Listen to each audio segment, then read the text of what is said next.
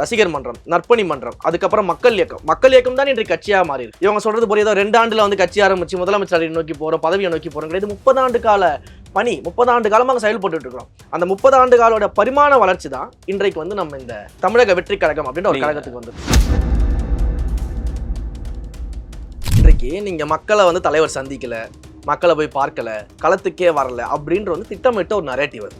இது தொடர்ந்து இணையதளங்களில் இந்த விஷயங்கள் பரப்பப்பட்டிருக்கு. நீங்க ஒரே ஒரு விஷயத்தை யோசிச்சு பாருங்க. இன்றைக்கு மக்களை சந்திக்காத, மக்களுடைய களத்துல போய் சேராத, மக்களுடைய இதயத்துல சேராத ஒரு தலைவரை மக்கள் இந்த அளவுக்கு வரவேற்பாங்களா?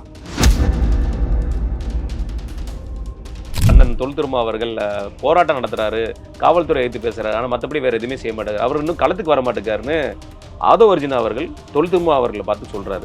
ஆனா விஜய் அவர்களை பார்த்து நீங்க ஏன் களத்துக்கு வரலன்னு சொன்னா அவர் வருவாருங்கிற வார்த்தையை சொல்றாரு. இன்றைக்கு உதகையிலவே மலர் கண்காட்சி போயிட்டு இருக்காரு முதல்வர் அவர்கள். மலர் சிம்மாசனத்தில் உட்காந்து போட்டோ போடுறாரு. அதை வேற இந்த இணையதளத்தில் இருக்கக்கூடிய ஊப்பிகள் வந்து பரப்பி விட்டுட்டு இருக்காங்க. அங்க வேங்க வயல்ல மலம் கலந்த தொட்டியில மக்கள் வந்து தண்ணீரை குடிச்சிட்டு அவ்வளவு வேதனையில் இருக்கும்போது அங்க போய் பார்க்க கூட துப்பு கிடையாது. ஆனா நீங்க என்ன பண்றீங்க? மலர் சிம்மாசனம் உங்களுக்கு கேட்குது. நீங்க இதுவே செந்தில் பாலாஜி அவர்களை இடி ரைடு வந்தப்போ முதலமைச்சர் என்ன பேசினாரு? தொட்டுப்பார், சீண்டிப்பார் சொன்னார்ல, தொட்டுப்பாரு, சீண்டிப்பாரு, முடிஞ்சா கை வச்சுப்பாருன்னு பேசினார்ல. இன்னைக்கு வந்து இன்னைக்கு பேச வேண்டியதானே? ஏன் நீங்க பேசல? ஏன் கடந்த ஆண்டுகள்ல வந்து நிதி ஆயோக் கூட்டத்திற்கு வந்து நான் போக மாட்டேன், தமிழ்நாட்டை புறக்கணிச்சிட்டாங்க, பட்ஜெட்ல தமிழ்நாட்டை வந்து ஒதுக்கி வச்சுட்டாங்க, நான் யாருன்னு காட்டுறேன், நான் போக மாட்டேன் நீங்களே, இப்போ இந்த நிதி ஆயோக் கூட்டத்துக்கு ஏன் போறீங்க? அப்போ உங்க மகனுக்கு ஒரு பிரச்சனைனா நீங்க டெல்லியை நோக்கி போயிட்டீங்களா?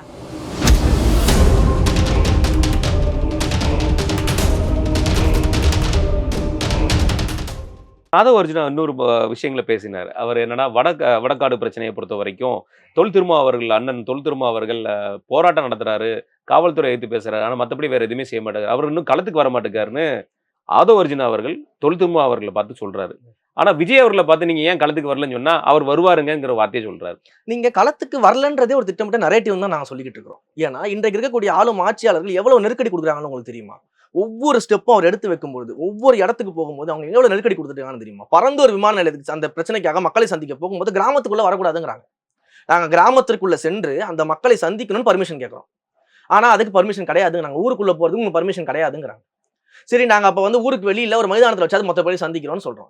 முதல்ல மைதானத்துக்கு அனுமதி கொடுத்து திரும்ப மைதானத்துல நீங்க சந்திக்க கூடாது, நீங்க வந்து ஒரு திறந்த வெளியில சந்திக்கிறது உங்களுக்கு இது கிடையாது, நீங்க ஒரு மண்டபம் பார்த்து அந்த மண்டபத்துல சந்திக்கோங்க, அதுவும் வந்து குறிப்பிட்ட கிராம மக்கள் மட்டும் தான் அனுமதி கொடுப்போம், மிச்சம் இருக்க கிராம மக்கள்லாம் வரமாட்டாங்க, அதுவும் வந்து யார் யாருக்கெல்லாம் வந்து அடையாள அட்டை இருக்குதோ அவங்கள மட்டும் தான் நாங்க உள்ள அனுப்புவோம், வேற யாரையும் நாங்க அனுப்ப மாட்டாங்க. அப்போ ஒரு சொந்த நாட்டுல, சொந்த மாநிலத்துல ஒரு கிராம மக்களை சந்திப்பதற்கு இந்த அரசாங்கம் இவ்வளவு ரெஸ்ட்ரிக்ஷன் போட்டுக்கிட்டு இருக்குது. நாங்க ஒரு கட்சி விழா நடத்துறோம், இல்ல வந்து ஒரு விஷயம் நடத்துறோம் அப்படின்னா அதற்கான இடத்தேர்வு பணியில் நாங்க எவ்வளவு பிரச்சனை சந்திச்சுட்டு இருக்கோம் தெரியுமா? அந்த இடத்தை தேர்வு செய்யறோம், ஒரு இடத்தை நாங்க பாக்கணும்னு தெரிஞ்சாலே ஓனர்ஸ் மிரட்டப்படுறாங்க. இடத்த கொடுக்க கூடாது, இடத்த கொடுத்தீங்கன்னா பின்னாடி வர பிரச்சனை நீங்க தான் சந்திக்கணும்னு சொல்லிட்டு ஆளுங்கட்சியினர் ஓனர்ஸை மிரட்டுறாங்க. காவல்துறையிலிருந்து முழுமையான பாதுகாப்பு எங்கேயும் வழங்கப்படுறது கிடையாது. பல்வேறு சிக்கல்களை சந்திச்சுதான் இங்க ஒவ்வொரு விஷயத்தையும் எடுத்து பண்ணிக்கிட்டு இருக்கோம் நம்ம. அப்போ நாங்க ஒவ்வொரு விஷயத்தையும் திட்டமிட்டு மக்கள் எந்த விதத்திலையும் பாதிக்கப்படக்கூடாது என்பதற்காக தான் பிளான் பண்ணி பண்றோம். அதற்கான டைம் தான் எடுத்துட்டு இருக்கே தவிர்த்து இது எதுவுமே நடக்காம இருக்கிறதெல்லாம் கிடையாது. ஆட்சியாளர்கள் இவ்வளவு நெருக்கடியை கொடுத்துட்டு அப்புறம் களத்துக்கு வரலன்னு பேசினா என்ன அர்த்தம்? அப்புறம் ஏன் நீங்க வந்து எங்களுக்கு பரந்தூர்ல வந்து அனுமதி கொடுக்கல? ஏன் நாங்க வந்து வேங்கவேலுக்கு வரோம்னு சொன்ன உடனே அந்த குற்றப்பத்திரிகை தாக்கல் பண்ணீங்க? எதுக்கு தாக்கல் பண்ணீங்க? எதுக்கு வந்து அரிட்டாப்பட்டியை பத்தி பேசின உடனே அங்க ஒரு முடிவு கொண்டு வரீங்க?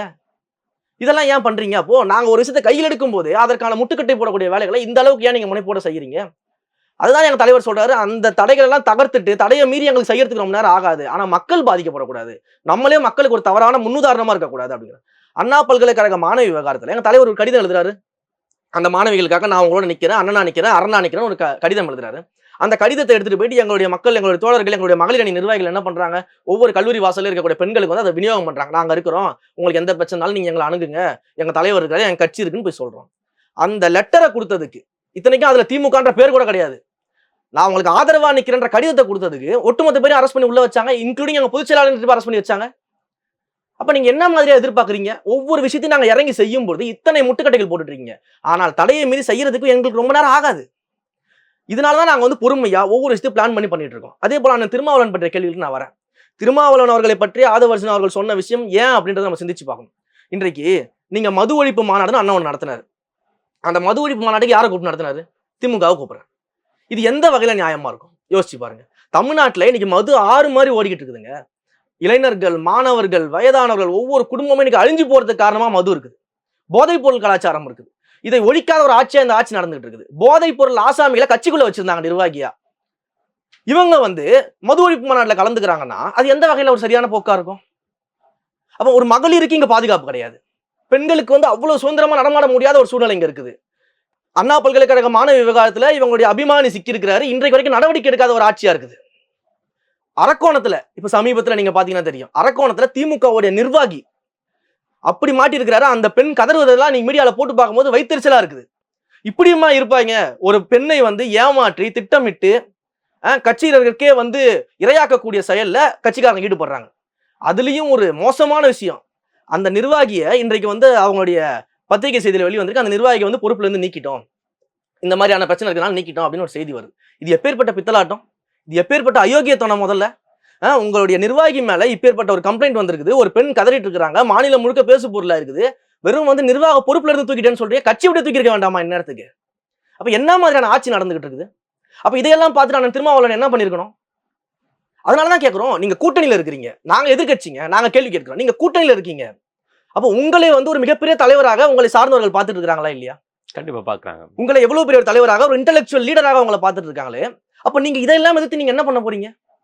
இன்றைக்கு விடுதலை சிறுத்தைகளுடைய எம்எல்ஏக்கள் இருக்கக்கூடிய தொகுதிகளில் விழாக்கள் நடக்குது. அந்த விழாக்களுக்கு அவங்களுக்கு அழைப்பதல் கிடையாது. இத்தனைக்கும் பேனர்ல அவங்க பேர் கூட போடுறது கிடையாது. கொடியேற்ற கூட விடுறது கிடையாது. கொடி ஏத்துறது ஒரு பக்கம் இருக்கட்டுங்க, அவர் வந்து ஒரு அந்த சமயத்தில் நீங்க எடுத்து பாத்தீங்கன்னா தாவேக்கு ஆதரவாக பாராட்டி சில விஷயங்களை பேசணும், இருக்கிற கொடி கம்பி தூக்க ஆரம்பிச்சிட்டாங்க. அப்ப நீங்க ஆளுங்கட்சியில இருக்கீங்க, கூட்டணியில இருக்கீங்கன்னா உங்களுக்கே இங்க பாதுகாப்பு கிடையாது. உங்களுடைய கட்சியினுடைய செயல்பாடுகளையும் அவ்வளவு முட்டுக்கட்டு இருக்கு. அப்ப இதை நீங்க எப்ப பேச போறீங்க? அப்ப இதை எதிர்த்து நீங்க களத்துக்கு வரணும். கரெக்ட்டுங்களா? இன்னைக்கு நீங்க வடகாடு பிரச்சனை நம்ம பேசுறோம். அதே போல இன்னைக்கு சமுதாயத்துல வந்து தலித்துகளுக்கு எதிரான வன்கொடுமைகள் எத்தனை நடந்துட்டு இருக்கு நம்ம பாக்குறோம். திரும்ப திரும்ப தலித் மாணவர்களாக இருக்கட்டும், தலித் இளைஞர்களாக இருக்கட்டும், பள்ளியில் படிக்கும் போது தாக்கப்படுறாங்க, புல்லட் ஓட்டுறது தாக்கப்படுறாங்க. இந்த ஆட்சியில் தான் இந்த அவலங்கள் நடந்திருக்குது. இன்றைக்கு உதகையிலவே மலர் கண்காட்சி போயிட்டு இருக்காரு முதல்வர் அவர்கள். மலர் சிம்மாசனத்துல உட்காந்து போட்டோ போடுறாரு. அதை வேற இந்த இணையதளத்தில் இருக்கக்கூடிய ஊப்பிகள் வந்து பரப்பி விட்டுட்டு இருக்காங்க. எங்களுடைய சிம்மாசனத்துல, மலர் சிம்மாசனத்துல எங்களுடைய முதல்வர் அமர்ந்திருக்கிறாரு. அங்க வேங்க வயல்ல மலம் கலந்த தொட்டியில மக்கள் வந்து தண்ணீரை குடிச்சிட்டு அவ்வளவு வேதனையில இருக்கும்போது அங்க போய் பார்க்க கூட துப்பு கிடையாது. ஆனா நீங்க என்ன பண்றீங்க? மலர் சிம்மாசனம் உங்களுக்கு கேக்குது. அப்ப இதே அண்ணன் திருமாவளவன் எப்ப பேச போறாரு? அப்ப இந்த ஆதங்கத்தை நம்ம கேட்கிறோம்ல, அவர் மேல ஒரு மிகப்பெரிய நம்பிக்கை இருக்குல்ல மக்களுக்கு. அவரை நாங்க ஒரு இன்டெலெக்சுவல் லீடரா பாக்குறோம், ஒரு மிகப்பெரிய தலைவராக பார்க்கிறோம். தலித் சமுதாய மக்கள் அவர் மேல மிகப்பெரிய நம்பிக்கை வச்சிருக்காங்க. நமக்காக போராடக்கூடிய தலைவராக தான் அவரை பார்த்துட்டு இருக்காங்க. அப்ப இந்த இடத்துல அவர் எப்ப களமாட போறாருன்னு கேட்கிறோம். இதுல என்ன தவறு இருக்குது? எங்களுக்கு தான் இவ்வளவு முட்டுக்கட்டைகள் இருக்கு, நாங்க எதிர்க்கட்சியா செயல்படுறோம், ஒவ்வொரு விஷயத்துக்கும் ஆளுங்கட்சி இவ்வளவு முட்டுக்கட்டை போடுது. நீங்க அதே போன்ற மிகப்பெரிய ஒரு நம்பிக்கையோடு தாவேகா தலைவர் திரு விஜய் அவர்களும் களங்காண்பாருங்கிற நம்பிக்கை நாங்களும் வைத்துக் கொள்கிறோம். அதுக்குண்டான நேரம் வந்து எப்பங்கிறது ஆதவ அர்ஜுனா அவர்கள் காலந்தாழ்ந்து ஒரு மீட்டிங்ல சொல்லிட்டு இருக்காங்க. காலம் தாழ்ந்தே கிடையாதுங்க. நாங்க மிக தெளிவா அறிவிச்சோம். எங்க தலைவர் போல வெளிப்படையா அறிவிக்கக்கூடிய ஒரு தலைவரை நீங்க பார்க்கவே முடியாது. அவர் ஏற்கனவே ஒப்புக்கொண்ட படப்பணியை முடிச்சிட்டு முழு நேரமா அவங்க கூட தான் இருக்க போறேன்னு சொல்லியிருக்காரு. இந்த மே மாதம் தான் படப்பிடிப்பே முடியுது. இந்த மே மாதம் முடிஞ்சதுக்கு பிறகு அவர் சொன்னது நடக்க தான் போகுது. அது காலம் தாழ்வே கிடையாது. அவர் சொன்னதான் செஞ்சுக்கிட்டு இருக்காரு. அவர் மாற்றி செய்யல. அவர் வந்து ரகசியம் செய்யணும்னு சொல்லி ஏமாத்தல. கூட்டணியே வைக்க மாட்டேன்னு சொல்லி ஒரு கட்சி போய் கூட்டணி வைக்கல. அந்த மாதிரியான நபர் எங்க தலைவர் கிடையாது. மிக தெளிவா நான் இப்படிதான் அரசியல் பயணம், என்னுடைய பயணம் இருக்க போது, நான் இப்படிதான் துவங்கி இருக்கிறேன், அது இப்படிதான் நடக்க போகுதுன்னு தெளிவா முதல் அறிக்கையிலேயே கொடுத்துட்டு தான் வந்திருக்காரு. இதுல காலம் தாழ்வு என்பது ஒன்றுமே கிடையாது. இதெல்லாம் சில திமுகவினரால பரப்பப்படுற திட்டமிடக்கூடிய வதந்திகளை தவிர்த்து வேற எதுவுமே கிடையாது. மக்கள் தெளிவா இருக்கிறாங்க. டாஸ்மார்க் நிறுவனங்கிறது தமிழக அரசாங்கத்து சார்பாக நடத்தப்பட்ட ஒரு நிறுவனம். அதோட எம்டி திரு விசாகன் அவர்களை ரைடு பண்ணிட்டு இருக்காங்க. இதை பற்றிய ஒரு கண்டன அறிக்கை எதையுமே வந்து விஜய் அவர்கள் சைட்ல இருந்து எதுவுமே வரலையே. மிக தெளிவா எங்க தலைவர் பல நாட்களாக சொல்லியிருக்காரு, இந்த போதை கலாச்சாரம் ஒழியணும்னு பேசிட்டு இருக்கிறார். இந்த போதை கலாச்சாரத்தை ஒழிப்பதற்கு என்னென்ன நடவடிக்கை எடுக்கணும்னு சொல்றாரு. அதே போல சட்ட ஒழுங்கு பிரச்சனையை சீராக்குவதற்கு நடவடிக்கை செய்ய சொல்றாரு. நீங்க பாத்தீங்கன்னா இன்றைக்கு இந்த போதை கலாச்சாரம் எந்த அளவுக்கு வீரியமா பரவிக்கிட்டு இருக்குது அப்படின்னா அதற்கு காரணமே இந்த ஆட்சியாளர்கள் தான். கள்ளச்சாராயத்துல மரணம் அடைந்து அங்க வந்து குடும்பத்தோட கதறிக்கிட்டு இருக்கும்போது எங்க தலைவர் போய் சென்று பார்த்தாரு. அன்றைக்கு என்ன சொன்னார் அவரு? இந்த போதை கலாச்சாரமே ஒழியணும், இது போன்ற இந்த கள்ளச்சாராய மரணங்கள் இனிமேல் நிகழக்கூடாது, இந்த மதுபான விற்பனை நடக்கூடாது தெளிவா சொன்னாரா இல்லையா? மிக தெளிவா நம்ம வந்து எல்லா விஷயத்தையுமே நீங்க எடுத்து பாத்தீங்கன்னா எங்க தலைவர் வந்து ஒவ்வொரு விஷயத்துக்குமே வந்து நீங்க சொல்றது போல ஒவ்வொரு விஷயத்துக்கும் பேசணுன்றதை விட ஒட்டுமொத்தமாக இந்த சமுதாயத்தை ஒரு திசை வழிபோக்கில் அவர் கொண்டு போயிட்டு இருக்கிறார். சமூக நீதி, அதே போல வந்து மதச்சார்பின்மை, அதே போல இந்த மது ஒழிப்பு, பெண்கள் பாதுகாப்புன்னு ஒட்டுமொத்தமாக ஒவ்வொரு ஊருக்காக இல்லை, ஒட்டுமொத்தமாக இந்த தமிழ்நாட்டுக்கு என்ன தேவையோ அந்த கொள்கையின் அடிப்படையில் வழி நடத்திக்கிட்டு இருக்காரு. அவர் தெளிவாக பேசிக்கிட்டு தான் இருக்கிறாரு. இன்றைக்கு நம்ம இந்த ஆட்சியாளர்களை பார்த்து இவ்வளவு கேள்வி எழுப்புறோமா அப்படின்றதான் இங்க இருக்கக்கூடிய மிகப்பெரிய பிரச்சனை. நீங்க இதே ஆட்சியாளர்கள் எந்த அளவுக்கு கேவலமா இந்த மது விற்பனையில் ஈடுபட்டு இருக்காங்க நீங்க நினைச்சு பாருங்க. இதே ஆட்சியாளர்கள் என்ன பண்ணாங்க? டெட்ரா பாக்கெட்ல மது விற்பனை பண்ணலாமான்னு யோசிச்சாங்களா இல்லையா? ஜூஸ் பாட்டில் போல வித்துடலாம் அப்படின்ட்டு மால்களில் வெண்டிங் மிஷின் வச்சு மது பாட்டில் கொடுக்கலாமான்னு யோசிச்சாங்களா இல்லையா? இன்றைக்கு வந்து ஸ்போர்ட்ஸ் ஸ்டேடியம்ஸ்லயும் கல்யாண மண்டபங்கள்லயோ மதுபானங்கள் கொடுக்கலாமா அப்படின்னு இந்த ஆட்சி யோசிச்சா இல்லையா? இவங்க பெண்ண மிகப்பெரிய சாதனை என்ன தெரியுமா? இந்த 5 ஆண்டு கால ஆட்சியில வீரன் ஒரு புது சாராயத்தை கண்டுபிடிச்சதுதான். இப்படிப்பட்ட ஒரு ஆட்சி. அப்போ மதுவை எப்படி விற்பனை செய்யலாம், எப்படி மது விற்பனை அதிகரிக்கலாம், ஆண்டுக்கு ஆண்டு தீபாவளிக்கும் பொங்கலுக்கும் சினிமா பட கலெக்ஷன் போல எப்படி வந்து மதுபான கலெக்ஷனை வந்து நம்ம அதிகரிக்கலாம் அப்படின்னு பார்த்த ஒரே ஒரு கும்பல் இந்த திமுக ஆட்சியா தான். இப்படிப்பட்ட நீங்க ஒரு நிறைய குற்றச்சாட்டுகளை சொல்லிட்டு இருக்கீங்க. இந்த குற்றச்சாட்டுக்கு ஏதுவா வந்து இடி வந்து ரைடு நடத்திட்டு இருக்கு. டாஸ்மார்க் சம்பந்தப்பட்ட ரைடு. எல்லா கட்சிகளும் பரபரப்பா பேசிட்டு இருக்காங்க. எதிர்க்கட்சிகள் சார்பாக. எதிர்க்கட்சி அதிமுக அவங்க சார்பாக பேசிட்டு இருக்காங்க. யார் அந்த தம்பிங்கிற ஒரு வார்த்தையை சொல்லிட்டு இருக்காங்க. உங்களிடமிருந்து ஒரு கண்டன குரல் வந்து எழுந்துச்சுன்னா அதுவும் இந்த ரைடு யாரை நோக்கி போய் கொண்டிருக்கிறது தெரியுது. ஆளுங்கட்சியோட முதல் குடும்பத்தை நோக்கி போய் கொண்டிருக்கிறது. இதுக்கு ஒரு கண்டன குரல் வந்தா அது மிகப்பெரிய ஒரு எழுச்சி கொடுக்கும். முதல்ல இதற்கான குரல் வந்து எந்த கட்சியில இருந்து வரணும் தெரியுங்களா? ஆளுகின்ற முதலமைச்சர் கிட்ட இருந்து வரணும். நீங்க முதல்ல இந்த கேள்வியை வந்து ஆளுங்கட்சியினர் வைக்கணும். ஏன் அப்படின்னா இன்றைக்கு இடி வந்து நிர்வாகிகளை, டாஸ்மாக்ல இருக்கக்கூடிய நிர்வாகிகளை, அந்த அதிகாரிகளை வந்து நீங்க ரைட் பண்ணிட்டு இருக்காங்க. அது மட்டும் இல்ல, பிரபல திரைப்படத்துடைய தயாரிப்பாளர் ஒருத்தர் அதில் சிக்கியிருக்கிறாரு. அந்த தயாரிப்பாளர் துணை முதலமைச்சரோட நெருங்கிய வட்டாரத்தில் இருப்பவர்ன்ற செய்திகள்லாம் இன்னைக்கு வந்துகிட்டு இருக்குது. ஸோ இன்றைக்கு துணை முதலமைச்சரோட நெருங்கிய வட்டாரத்தில் இருப்பவங்க பலருமே இந்த அமலாக்கத்துறையினால் சுற்றி வளைக்கப்பட்டு கொண்டிருக்கிறார்கள்.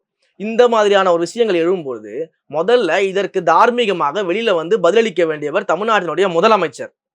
இப்படி ஒரு இடி ரைடு நடந்துகிட்டு இருக்குது, உங்க மகனின் மேலே இப்படி ஒரு குற்றச்சாட்டு போய்கிட்டு இருக்குது, உங்க மகன் சம்பந்தப்பட்ட பலரும் இதுல இருப்பதாக வந்து இன்றைக்கு செய்திகள்லாம் வந்துகிட்டு இருக்குது மீடியாக்கள்ல. அப்படின்றப்போ இதற்கு தார்மீகமாக விளக்கம் அளிக்க வேண்டிய நேரத்தில் இருக்கிறது முதல்ல முதலமைச்சர். முதல்ல அவர் பேசுறாரா? நம்ம அதை கேட்கிறோமா?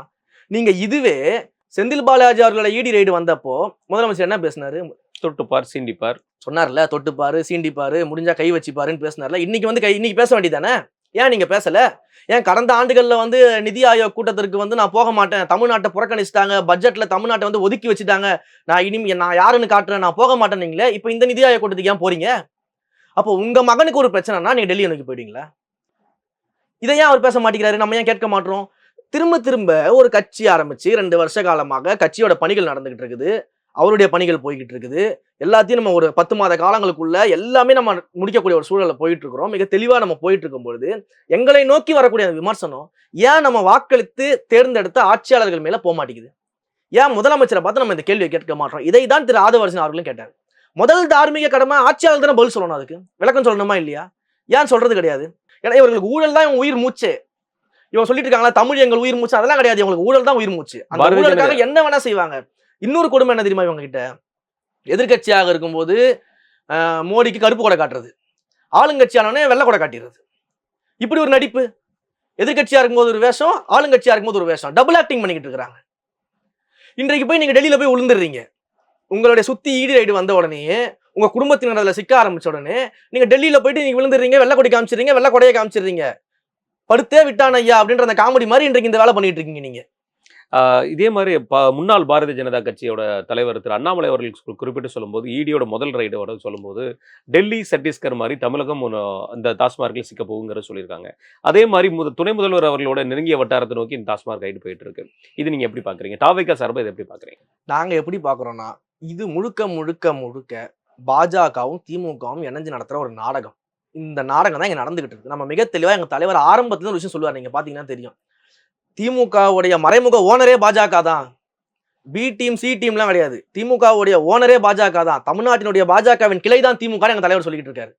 மிக தெளிவா நம்ம சொல்லிக்கிட்டு இருக்கிறோம். ஏன் அப்படி சொல்லிட்டு இருக்கோம் அப்படின்னா, இதே அண்ணாமலை அவர்கள் வந்து டாஸ்மாக் விவகாரத்துல வந்து போராட்டம் நடத்தினார். அப்ப என்ன கேட்டாரு? நாங்க போராட்டம் நடத்துறோம், டாஸ்மாக்கு எதிராக, தமிழ்நாட்டுக்கு எதிராக, இந்த ஊழலுக்கு எதிராக நாங்க போராட்டம் நடத்துறோம், களத்துல நிக்கிறோம் அப்படின்னாரு. ஆனா களத்துல நிக்க வேண்டியது ஆட்சி அதிகாரத்துல இல்லாம எந்த விதமான பவர்ல இல்லாத எதிர்க்கட்சிகள் களத்துல போராடலாம், ஆர்ப்பாட்டம் பண்ணலாம், அடையாளமா அதை கொண்டு போகலாம், வலியுறுத்தலாம். நீங்க தான் ஒன்றியத்துல ஆட்சி அதிகாரத்துல இருக்கீங்களே, ஏன் நடவடிக்கை அன்னைக்கு எடுக்கல? ஏன் நீங்க வேடிக்கை பார்த்துட்டு இருந்தீங்க? 4 வருஷமா ஏன் வேடிக்கை பார்த்தீங்க? கடைசி ஆண்டுல வந்து ஏன் இந்த இடி நடவடிக்கை எடுக்குது? இதற்கு முன்பாக எத்தனை நடவடிக்கை எடுக்கப்பட்டிருக்கு? நீங்க வந்து திரு அண்ணாமலை அவர்கள் தலைவராக இருக்கும்போது நல்லா யோசிச்சு பாருங்க. டிஎம்கே ஃபைல்ஸ் 1, 2, 3ன்னு பார்ட்டா கொண்டு போயிட்டு ஒரு மிகப்பெரிய ட்ரங்க் பெட்டியில வச்சு ஆளுநர்கிட்ட போய் கொடுத்தாரு. ஆளுநர்கிட்ட கொடுத்து இதெல்லாம் டிஎம்கே பண்ண ஊழல்கள், ஒவ்வொரு அமைச்சருடைய ஊழல் இதுல இருக்கு, குடும்பத்துடைய ஊழலே இதுல இருக்குது அப்படின்னு சொல்லி கொடுத்தாரா இல்லையா? இன்னைக்கு என்ன நடவடிக்கை எடுத்துட்டீங்க? அந்த டிஎம்கே ஃபைல்ஸ்ல இந்த ஒன்றிய ஆட்சி நடவடிக்கை எடுத்துச்சு? ஒரு நடவடிக்கை எடுக்காது. ஏன்னா இவங்களுடைய தமிழ்நாட்டின் கிளை தானே திமுக. இவங்க திட்டமிட்டு மக்களை ஏமாற்றி ஆட்சி அதிகாரத்துல யாரு வந்தாலும் அதை ருசிப்பதற்கு தயாராயிட்டாங்க. அதற்கு இந்த திமுக வந்து வளைந்து கொடுத்து கொண்டிருக்கிறது, வெள்ளக்கூட காமிச்சிக்கிட்டு இருக்குது. அதுதான் இங்க நடந்துகிட்டு இருக்குது. திட்டமிட்டு நடத்தப்படக்கூடிய நாடகம் இது. சமீபத்தில் நடந்த ஒரு கூட்டத்துல வந்து முதல்வர் அவர்கள் சொல்லியிருந்தாரு, ஒருத்தர் திடீர்னு கட்சி ஆரம்பிக்கிறாரு, வந்தோடனே முதலமைச்சர் ஆகணும்னு ஆசைப்படுறாரு. ம். இதெல்லாம் எந்த விதத்துல சரி அப்படிங்கிற மாதிரி ஒரு சில விஷயம் ம். கேள்வி கேட்டிருந்தாரு. ம். அது விஜய் அவர்களை பார்த்தின கேள்விங்கிறது எல்லாருக்குமே புரியுது. நீங்க இதை என்ன நினைக்கிறீங்க? உங்களுடைய கூட்டணி கட்சியில இருக்கக்கூடிய கம்யூனிஸ்ட் தலைவர்கள் வந்து எவ்வளவு தூரம் இந்த சமுதாயத்துக்காக போராடி இருக்காங்கன்னு உங்களுக்கு தெரியும். இன்றைக்கும் போராடிட்டு இருக்காங்கன்னு உங்களுக்கு தெரியும். திருமாவளவன் அவர்கள் எத்தனை ஆண்டு காலமாக இந்த தாழ்த்தப்பட்ட, ஒடுக்கப்பட்ட மக்களுக்காக, தலித் மக்களுக்காக போராடிட்டு இருக்காருன்னு தெரியும். என்னென்ன பிரச்சனைகளை சந்திச்சிருக்காருன்னு உங்களுக்கு தெரியும். கூட்டணியில் இருக்கக்கூடிய மற்ற கட்சிகளையும் எடுத்துக்கோங்க. மற்ற கட்சிகளுமே எந்த அளவுக்கு போராடி இருக்காங்கன்னு தெரியும். நாங்க என்ன கேட்கிறோம்னா, இத்தனை ஆண்டு காலமாக இந்த போராடின இந்த தலைவர்களை விட்டுட்டு, நாலேஜபிளான தலைவர்கள் இருக்கிறாங்களே அவங்கள விட்டுட்டு, இது எதுவுமே இல்லாம சும்மா 4 படத்துல நடனம் ஆடிட்டு, அதற்கு பிறகு நடனம் ஆட முடியல, பட வாய்ப்புகள் கிடைக்கலன்னு சொல்லி உங்களுடைய மகனை துணை முதலமைச்சராக்குனீங்களே, நீங்க எங்களை பார்த்து இந்த கேள்வி கேட்கலாமா?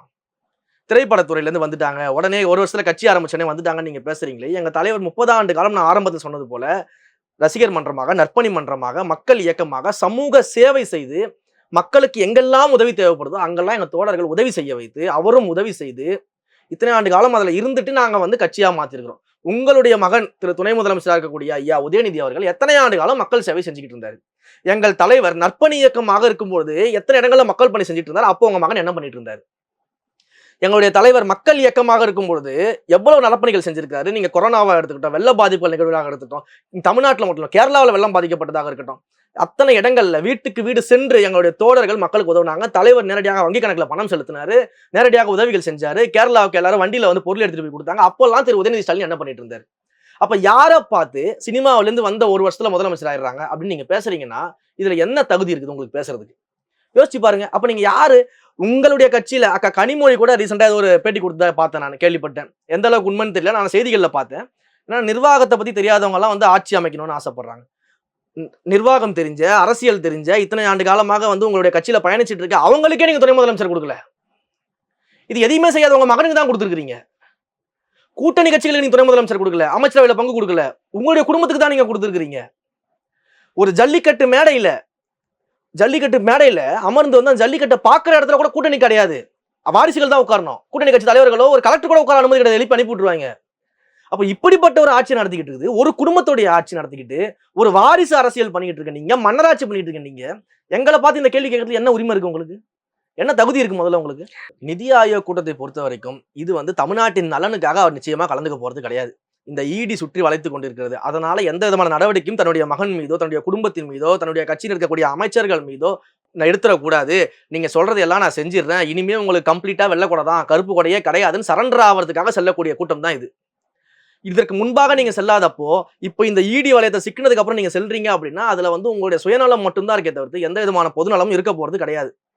4 வருஷமா பட்ஜெட்ல தமிழ்நாட்டுக்கு எதையுமே செய்யாம மற்ற மாநிலங்களுக்கு, வட மாநிலங்களுக்கு ஒதுக்கப்பட அளவு கூட நிதி தமிழ்நாட்டுக்கு ஒதுக்கல, நமக்கு வந்து கல்விக்கு நிதி கொடுக்கல, எதுக்குமே நிதி கொடுக்கலன்னு நீங்க பேசிட்டு இன்றைக்கு கடைசி ஆண்டுல மட்டும் நீங்க போய் கேட்கறதுனால நிதி வந்துருமா? அதை வர சொல்லிட்டு போறாரு, நான் நிதி என்னுடைய உரிமையை மீட்டு பெறுவதற்காக நான் செல்கிறேன். 4 ஆண்டு காலமா உங்களால பெற முடியல, இந்த ஒரு வருஷத்துல நீங்க பெற்றுவீங்களா? இது என்ன மாதிரியான ஒரு ஏமாற்று வேலைன்னு நீங்க பார்க்கணும். இன்றைக்கு கூட ஒரு செய்தி இப்போ வரும்போது பார்த்துட்டு வந்தேன். என்னன்னா 20 லட்சம் பேருக்கு மடிக்கணினி கொடுக்க போறதா துணை முதலமைச்சர் பேசிக்கிறதா ஒரு செய்தி. 4 ஆண்டு காலமாக கடந்த ஆட்சியில் கொடுக்கப்பட்ட மடிக்கணினி நீங்க ஒழுங்கா கொடுக்கல, இந்த ஒரு ஆண்டுல கொடுத்துருவீங்களா? நாங்களும் மடிக்கணினியே கொடுக்கலையே. அதுதான் சொல்றேன். 4 ஆண்டு காலமா மடிக்கணினி கொடுக்கல, அறிவிச்ச எந்த திட்டமும் செய்யல, இந்த ஒரு ஆண்டுல செஞ்சிருவீங்களா? அது எப்படி உங்களுக்கு கடைசி ஆண்டுல மட்டும் எல்லாத்தையும் நீங்க செய்யறீங்க? கடைசி ஆண்டுல மட்டும் உங்களுக்கு எப்படி இதெல்லாம் ஞாபகம் வருது? மக்களை ஏமாளின்னு நினைச்சுக்கிட்டு இருக்கீங்களா? இன்னும் இந்த ஏமாற்று வேலை இனிமேல் பலிக்காது. மக்கள் மிக தெளிவா இருக்காங்க. 2026ல திமுக அப்படின்ற கட்சி ஆட்சி அதிகாரத்துல இருக்காது. இதுதான் உண்மை. தமிழக வெற்றி கழகம் நிச்சயமாக 2026 தேர்தலில் ஆட்சி கட்டில அமரப்போகுது. நன்றி. உங்கள் நேரத்தையும் கருத்தையும் பகிர்ந்தமைக்கு நன்றி.